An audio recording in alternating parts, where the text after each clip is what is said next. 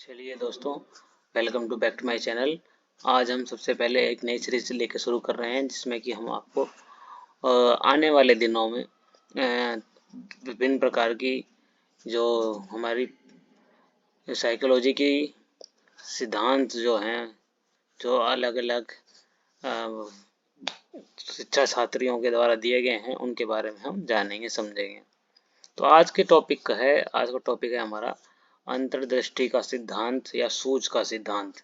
बहुत ही आसान भाषा में आप सभी को आज ये समझने को मिल जाएगा इस चैप्टर पे। तो चैनल के साथ जुड़े रहिए, देखिए बोर होने की कोई ज़रूरत नहीं है। चलिए शुरू करते हैं बिना देर के। तो भैया इसको गेस्टाल्ट थ्योरी भी कहते हैं और इसको इनसाइड थ्योरी भी कहते हैं। क्या कहते हैं भाई? गेस्टाल्ट थ्योरी भी और इनसाइड थ्योरी भी कहते हैं। ठीक है, आ जाओ भाई।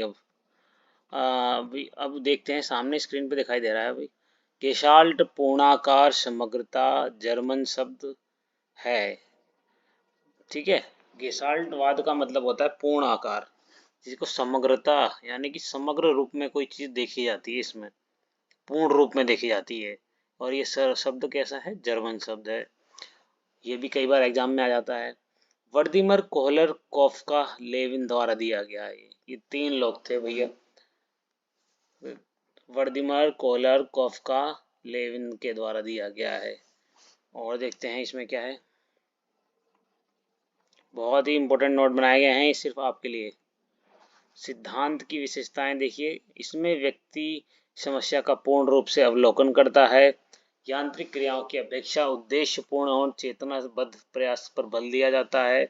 समस्या का समाधान अचानक व्यक्ति के मस्तिष्क से आता है। यानी कि इनसाइड जो नाम दिया गया है, अंतर्दृष्टि का सिद्धांत जो दिया गया है नाम, वो इसी थर्ड नंबर के पॉइंट से ही आया है। समस्या का समाधान अचानक व्यक्ति के मस्तिष्क में आता है। चौथा है भी, प्रयास और त्रुटि व अनुबंधन द्वारा सीखने को नहीं माना। ठीक है, प्रयास और त्रुटि के द्वारा ये सिद्धांत नहीं मानता है। जो कि किनका है भाई? कमेंट करके बताएं कमेंट बॉक्स में कि फोर्थ नंबर का जो पॉइंट लिखा हुआ है, ये किसके द्वारा दिया गया सिद्धांत है। अधिगम हमेशा उद्देश्यपूर्ण, खोजपरक और सृजनात्मक होता है। कई बार सीधी सीधी आपको ये लाइनें मिल जाएंगी एग्जाम में, खासतौर पर RSSB के एग्जाम में, जिसमें आपको लाइनें दे दी जाती हैं और पूछा जाता है कि किस सिद्धांत से जुड़ा हुआ या किस सिद्धांत से रिलेटेड है। तो आप लाइन समझ के यहाँ पे बता सकते हैं कि अधिगम हमेशा उद्देश्यपूर्ण, खोजपरक। तो क्वेश्चन ऐसा आएगा कि खोजपरक और सृजनात्मकता किस सिद्धांत से जुड़ी पड़ी है, तो आप तो बताएंगे भाई अंतर्दृष्टि। ठीक है, सूझ के लिए समस्यात्मक परिस्थिति आवश्यक है। मतलब सूझ कब आएगी? जब कोई इसकी समस्यात्मक परिस्थिति में हो व्यक्ति। ठीक है, पूर्व अनुभव में सहायक, सूझ के लिए अभ्यास की आवश्यकता नहीं है। इसकी जो हमारे थॉर्नडाइक कहते हैं कि लगातार अभ्यास की जरूरत होती है किसी चीज़ को सीखने के लिए। लेकिन यहाँ पर इन लोगों का ये मानना नहीं है कि सूझ के लिए अभ्यास की कोई भी आवश्यकता नहीं है, अचानक से ही हो जाता है। इस प्रकार के अधिगम का दूसरी स्थिति में ट्रांसफर हो सकता है। यानी कि इस अधिगम के द्वारा जो हम खोज के कोई चीज़ सीखते हैं, तो इसका किसी और दूसरी चीज़ में इसका उपयोग हो सकता है। चलते हैं आगे की तरफ। कैसा लग रहा है आप सभी को भाई? प्रयोग क्या था, प्रयोग भी हम जान लेते हैं आज। बहुत ही अच्छे शब्दों में यहाँ पे पूरा तरह से बयां किया गया है।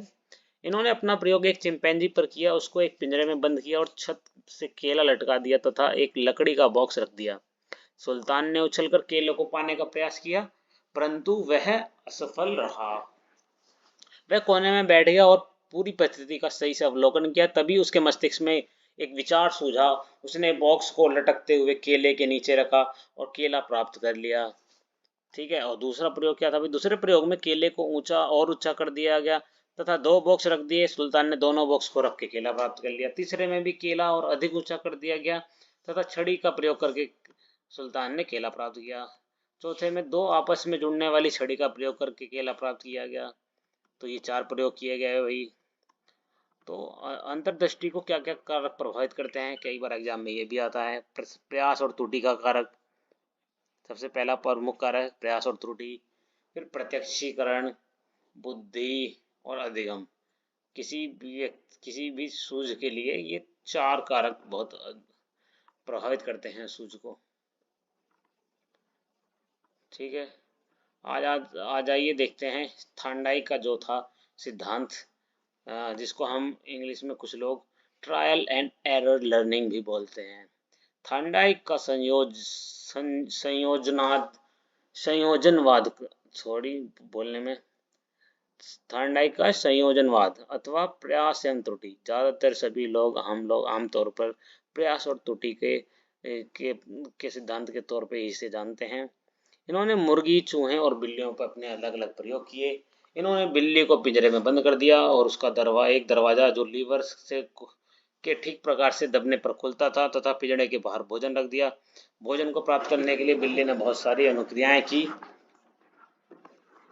ठीक है, और ट्रायल एंड एरर की, और संयोगवश सफलता मिल गई, यानी कि बार बार प्रयास करती रही बिल्ली, तो गलती से वही ट्रायल के कह लो या फिर जो गलतियां करी फिर दोबारा प्रयास किया, इस तरह से करते करते संयोगवश सफलता मिल गई। और दूसरी बार में बिल्ली ने बहुत सारी प्रतिक्रियाएं की, परंतु इस बार पहले की अपेक्षा कम सही। जब कोई चीज़ जान लेगी, बच्चा जान जाएगा गलती यहाँ पे बार बार हो रही है, तो उस चीज़ से बचेगा। वही यहाँ पे बिल्ली कर रही थी। एक समय ऐसा आया कि बिल्ली ने प्रयास में दरवाज़ा खोलना सीख गई। भाई क्या क्या चरण है भाई सीखने की, इस क्रिया के क्या क्या सोपान है भाई, बहुत इंपॉर्टेंट है, कई बार एग्जाम में आ जाता है। चालक यानी कि उसकी भूख, बिल्ली क्यों प्रयास कर रही थी भैया, भूख की वजह से। लक्ष्य क्या है भैया, भोजन। लक्ष्य प्राप्ति में बाधा, उल्टे सीधे प्रयत्न, संयोगवश सफलता, सही प्रयत्न का चुनाव, ये सोपान थे उसके, यानी कि चरण थे। विशेषताएं क्या है भाई इस थ्योरी की, अधिगम यांत्रिक है ना कि सूझपूर्ण, जो कि कॉलर के द्वारा दिए गए अंतर्दृष्टि के सिद्धांत को गलत बताता है। सभी स्तनधारी एक तरह से ही सीखते हैं। अधिगम सही अनुक्रिया के कारण होता है, जब तक सही से अनुक्रिया नहीं की जाएगी तब तक उसके अंदर अधिगम नहीं होगा। तो आज हम सिर्फ 2 सिद्धांतों के बारे में पढ़ेंगे, और अगले ही ऐसी ही तरह के शॉर्ट नोट्स और बहुत ही आसान तरीके से इस तरह की थ्योरी को समझने के लिए चैनल को के साथ जुड़े रहिए। आशा है कि आप सभी को ये वीडियो पसंद आई होगी। कुछ नए तरीके से हमारा मकसद है आप सभी को नए कंटेंट पहुंचाना, घिसे पिटे तरीके से नहीं कि जो किताबी भाषा लिखी है वही पढ़ा दी। तो चैनल को लाइक करिए दोस्तों और शेयर करिए। तब तक के लिए बाय बाय।